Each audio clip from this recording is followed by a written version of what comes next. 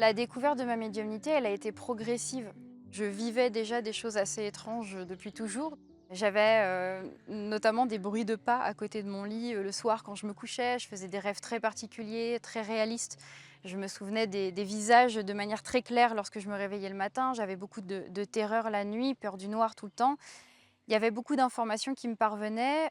Et puis, c'est vers l'âge de 7 ans à peu près que j'ai vécu ma première paralysie du sommeil.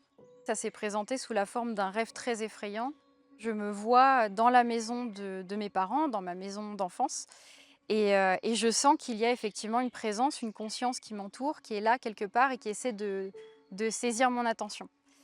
Et au moment où je comprends, je capte qu'elle est là et qu'elle sait aussi que je suis là, je suis extraite d'un seul coup de ce rêve, je retombe violemment dans mon corps et c'est au moment de me réveiller, à l'instant du réveil, que là je n'ai plus aucune prise musculaire, je n'ai plus aucune prise sur mon corps.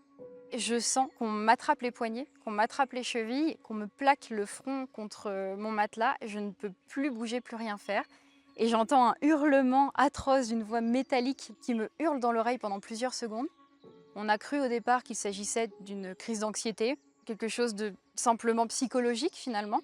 Et puis ça a réitéré avec le temps et j'ai eu la chance d'avoir une tante qui a ouvert la parole lorsque ma mère lui a parlé de cet épisode que je venais de vivre et qui lui a expliqué que non, il ne s'agissait pas d'une crise d'angoisse, d'une crise d'anxiété, mais très certainement d'une manifestation d'une médiumnité qui se présentait dès l'enfance finalement.